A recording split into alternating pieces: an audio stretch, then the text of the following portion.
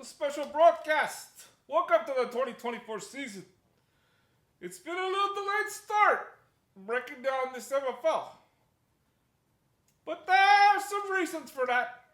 We are in some turmoil, I'm not gonna lie. Idiot's revenge. Idiot's revenge. My guy, one of the guys I care about the most in this MFL. He's no longer with us. And that's been hard for me. My contract specifically says, ain't no idiots, ain't no BoBo.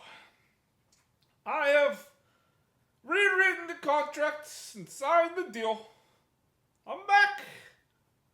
But it's not easy. So let's give it a little shout out to the Idiot's Revenge. I got King Fantasy here with me. He's riding high right now, but he too feels it. No idiots. It hurts. Idiots is one of those guys that for years and years and years, he's never won. But he's been a good sport, and he's been a team to root for. Yeah, Idiot's special guy.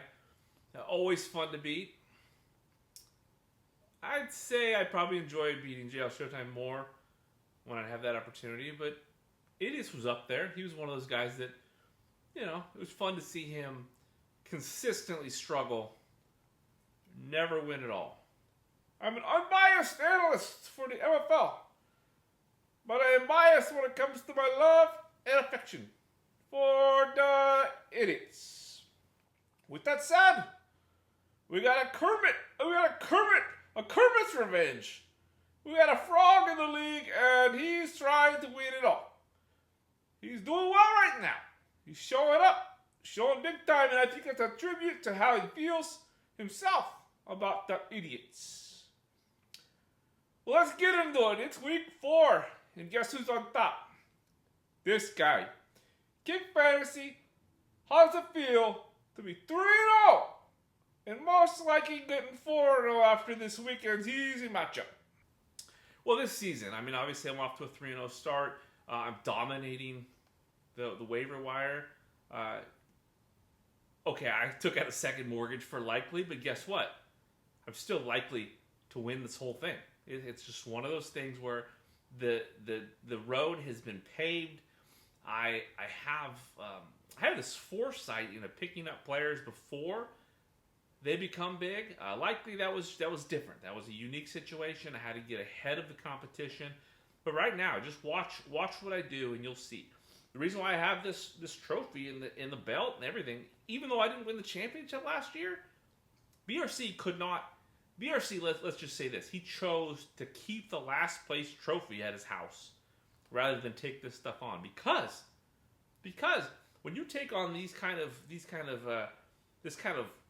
just excellence and this kind of hardware, you reach a level that others just can't really comprehend. And I don't think he could handle it. I don't think he felt like he had the confidence to carry these jewels into his home. I felt he probably thought he was going to let down his children.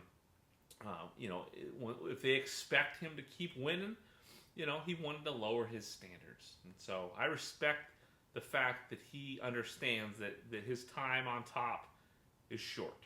And so my time is coming again. Well, you know and I know, and you know that I know that we go back. So let's share a little story. I'll share a story with the MFLers that they don't know. This is a true story. Once upon a time, before I became a professional fantasy football analyst, my old days, my old career, my old life, I was an OBLGP GYN. I was a doctor. They called me Dr. BoBo. They took my license away. It's another story. But I was actually the one in the room that delivered King Fantasy. I delivered him. I saw him on that first day, his day of birth. Speaking of, happy birthday, King. It's been a few years since you were born, but I knew there was destiny. I knew there was destiny when you came out of where you came out. So happy birthday to you, King Fantasy. Happy birthday to you. Yeah, you've always been there for me. You've always been a mentor. People didn't know, and I don't know if that compromises your analysis, your bias, all that. All I know is that, my whole entire life I've known you. I've respected you. I've seen your work, your dedication. It's something that I've tried to emulate because guess what? Like the way that you just pretty much dominate everything you do, BoBo. That's what I try to do, and I gotta admit that part of my hard work, dedication, excellence is attributed to you. Your legacy has paved the way for me to create a legacy where I dominate. I win championships. I do all that good stuff. All right. Well, that's all we're gonna say about this week. We got a long season ahead. You'll see some analysts showing up here and there breaking things down. Until next time, be safe out there. Go win some fantasy football leagues. And to you dynasty players, good luck. Lots going on down there. Definitely not King Fantasy. What's your plan? What's your plan in Dynasty anyways? Dynasty? I have a legacy that is being created as we speak. Sure, I'm defeated. 0-3. But guess what? In 2029, 2030, 2031, 32, I'm planning for a 4-peat. Take that, JL Showtime.